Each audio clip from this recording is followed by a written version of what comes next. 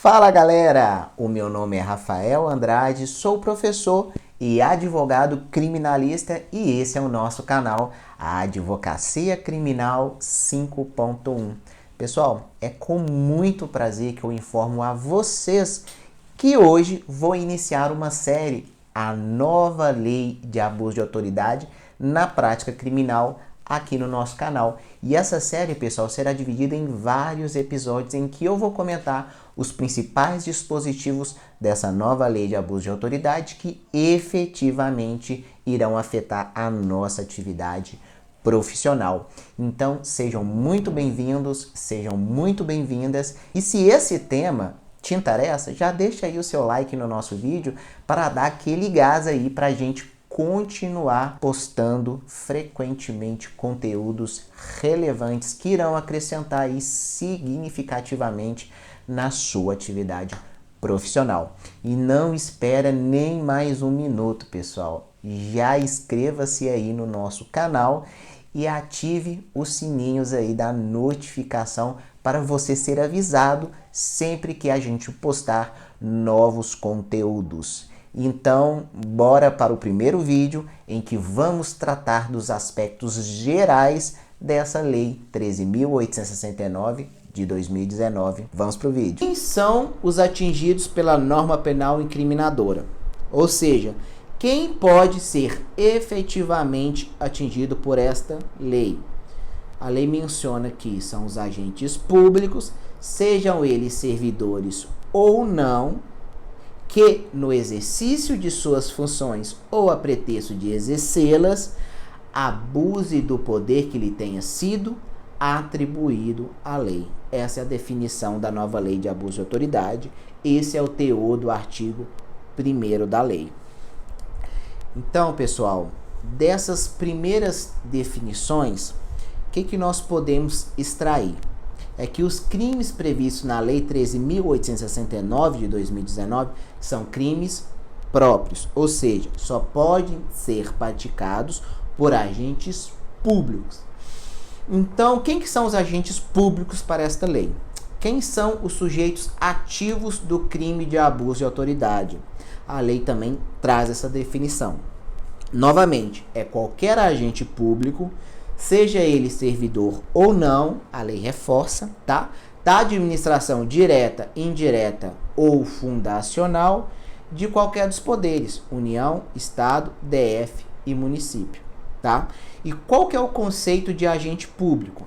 A nova lei de abuso de autoridade também traz esse conceito, tá? Agente público é todo aquele que exerce, ainda que transitoriamente ou sem remuneração, por eleição, nomeação, designação, contratação ou qualquer forma de investidura ou vínculo, mandato, cargo, emprego ou função em órgão ou entidade da administração pública direta, indireta ou fundacional, de qualquer dos poderes em todas as suas esferas. Então, pessoal, o que nós podemos entender já nos dispositivos iniciais dessa lei? Que ela é demasiadamente abrangente, pessoal. Ela traz um rol meramente exemplificativo de sujeitos passivos. Em geral, sujeitos ativos do crime de abuso de autoridade são todos os agentes públicos do país. E além disso, muito embora sejam crimes próprios, os delitos previstos nesta lei admitem coautoria e participação. Isso porque a qualidade de agente público, por ser um elemento do tipo, ele comunica-se aos demais agentes, no termo do artigo 30 do Código Penal. E é claro, né, pessoal, desde que tenham conhecimento dessa condição pessoal do autor. Vamos lá. Nós já temos os agentes públicos que são sujeitos ativos. Agora, quem são os sujeitos passivos? Os crimes da lei de abuso de autoridade é o que a doutrina, pessoal, chama de crime de dupla subjetividade passiva. Por que isso? Que são condutas que atingem dois bens jurídicos, dois sujeitos passivos. Primeiro, sujeito passivo principal ou imediato é a pessoa efetivamente atingida pela conduta abusiva. Sujeito passivo secundário ou imediato é o Estado, o poder público, que tem a sua imagem, credibilidade ou até mesmo seu patrimônio atingido pela prática da conduta abusiva. Tá bom, pessoal? Agora, muito atenção. Nós vamos tocar, pessoal, um dos pontos mais sensíveis dessa lei. É aquela que irá concentrar grande parte das nossas teses de defesa, que é a discussão sobre os elementos subjetivos especiais, que são exigidos, pessoal, para todos os crimes previstos nessa lei. Mas antes disso, precisamos pontuar, pessoal, que a Lei 13.869 de 19, ela não prevê a modalidade culposa, ou seja, todos os delitos são dolosos, dolo direto. Então, pessoal, voltando à nossa informação de ouro, pessoal, para configurar o crime de abuso de autoridade, se exige um elemento subjetivo especial, que a doutrina também vai chamar de especial fim de agir ou dolo específico. Então, meus amigos, é o seguinte, o agente só comete crime de abuso de autoridade, se ao praticar essa conduta, ele tinha a finalidade específica de prejudicar alguém, beneficiar a si ou a terceiro, tiver praticado a conduta por mero capricho ou por satisfação pessoal. Então, pessoal, para haver qualquer um dos crimes de abuso de autoridade, é necessário, além do dolo direto, também o dolo específico. Pessoal, agora uma ressalva do parágrafo 2º do artigo 1º. O que o parágrafo 2º fala? Ele fala que a divergência na interpretação de lei ou na avaliação de fatos e provas, ele não configura abuso de autoridade. Pessoal, constantemente, tá? Na nossa atuação, nós temos que proceder com a interpretação de leis, de atos normativos e até a apreciação de provas e de fatos, tá? E isso não é diferente dos demais agentes públicos, tá, pessoal? No seu cotidiano de atuação, ele também exerce essa interpretação.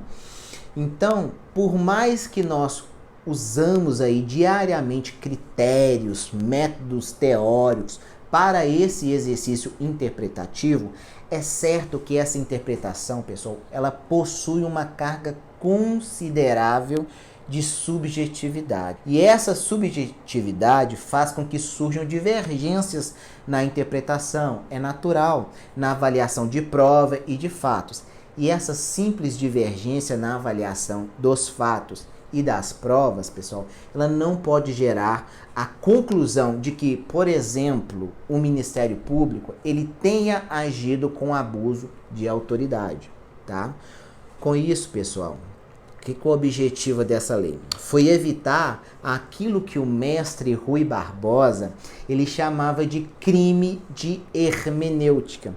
E quando ocorre esse crime de hermenêutica? Pessoal, ocorre quando o operador do direito, e aí em especial o juiz, ele é responsabilizado criminalmente pelo simples fato de sua interpretação ter sido considerada errada pelo tribunal revisor. Então, o juiz não pode ser criminalizado por esse ou aquele caminho. Pessoal, sendo ambos os caminhos legítimos, o direito em sua essência ele é polissêmico. Tem vários significados. Então, fazer escolhas possíveis é a própria essência da atividade judicante do magistrado. E não havendo, pessoal, um mínimo de má-fé interpretativa, não há crime. Até mesmo na vigência da antiga lei de abuso de autoridade, a jurisprudência ela já afastava essa possibilidade de se responsabilizar criminalmente o magistrado, o juiz, pela divergência de interpretação, tá, pessoal? Exigia-se, naquela época, já um mínimo de má-fé por parte do julgador. Ou seja, isso não se resolve com a criminalização, e sim pela via recursal. Então, vamos lá falar um pouco sobre ação penal. Pessoal, o artigo 3º, ele prevê expressamente que os crimes previstos no diploma legal se procede mediante ação penal pública incondicionada. Essa previsão é desnecessária, diga-se de passagem, né, pessoal? Por força do artigo 100 do Código Penal, se a lei nada fala sobre a modalidade de ação penal, ela será pública e incondicionada. Isso já fala o Código Penal. Então, o parágrafo 1º, do artigo 3º, ele dispõe sobre a ação penal privada subsidiária da pública. Se o Ministério Público ele não oferece a denúncia dentro do prazo legal, nasce para o ofendido, a vítima, né, a faculdade de tomar as providências que o MP teria ter feito e ofereça aí a ação penal em nome próprio. Lembrando aqui, pessoal, que a ação penal privada subsidiária da pública é um instrumento para suprir eventual inércia do MP, não para sobrepor as providências adotadas pelo órgão ministerial, tá? O ofendido poderá oferecer a queixa subsidiária se o MP não tomar algumas das seguintes providências: oferecer denúncia, requisitar a realização de novas diligências, pedir o arquivamento ou requerer a declinação de competência, tá? Isso porque, pessoal, ele não ficou inerte, ele agiu. Então, esse tema foi objeto de recurso extraordinário, submetido à sistemática aí de repercussão geral, e é um entendimento já pacífico, tá? E por fim, o parágrafo 2º do artigo 3º, ele fala que o ofendido tem 6 meses contados da data em que se esgotar o prazo para o oferecimento da denúncia e para a apresentação de queixa-crime subsidiário. Então, tem 6 meses a partir do escoamento do prazo do MP. Mais uma vez, pessoal, esse dispositivo ele foi desnecessário, porque a Constituição já prevê expressamente no artigo 5º, inciso 59 da Constituição, não era necessário esse dispositivo legal. Então, pessoal, para finalizar esse encontro, nós vamos falar um pouco sobre competência, tá? Qual que é o primeiro passo para se definir a competência? Verificar se a Constituição Federal, ela prevê foro por prerrogativa de função para aquele agente público. Se a autoridade que praticou o delito, no exercício de suas funções, goza de foro por prerrogativa de função, ele deverá ser julgado pelo seu respectivo tribunal. Por exemplo, um juiz federal que pratique abuso de autoridade será julgado pelo TRF, nos termos do artigo 108.1, a linha A da Constituição Federal. Vale lembrar ainda, pessoal, sobre a interpretação restritiva que o STF dá sobre foro por prerrogativa de função. O foro por prerrogativa de função, ele aplica-se apenas aos crimes cometidos durante o exercício do cargo e relacionado às funções desempenhadas pelo agente público. Segundo passo, sendo a competência do juiz de primeira instância, será necessário analisar se a competência é da Justiça Estadual ou da Justiça Federal. E a competência para julgar o delito, ele será, em regra, determinado pela esfera que estiver vinculado o agente público que praticou o crime. Por exemplo, se o delito foi praticado por autoridade, agente público, né, federal, no exercício desta função federal, o crime será de competência da Justiça Federal, por força do artigo 109, inciso 4 da Constituição Federal. Agora, se o delito foi praticado por agente público estadual ou municipal no exercício desta função, o crime será, em regra, de competência da Justiça Estadual. Isso porque a Justiça Estadual é residual. Aí vem a pergunta. Professor, Justiça Militar pode julgar crime de abuso de autoridade? E a resposta é sim, pode sim, pessoal. Calma que explico o porquê. Pessoal, em 1996, o STJ ele editou o enunciado de súmula 172, dizendo que a competência para julgar o militar por crime de abuso de autoridade era da justiça comum, ainda que praticado em serviço. Por que isso, pessoal? Isso porque a legislação castrense, ela afirmava que somente poderia ser considerado como crime militar as condutas que estivessem tipificadas no CPM, Código Penal Militar, como crime de abuso de autoridade. Não era previsto na legislação militar, deveria ser julgado pela justiça comum.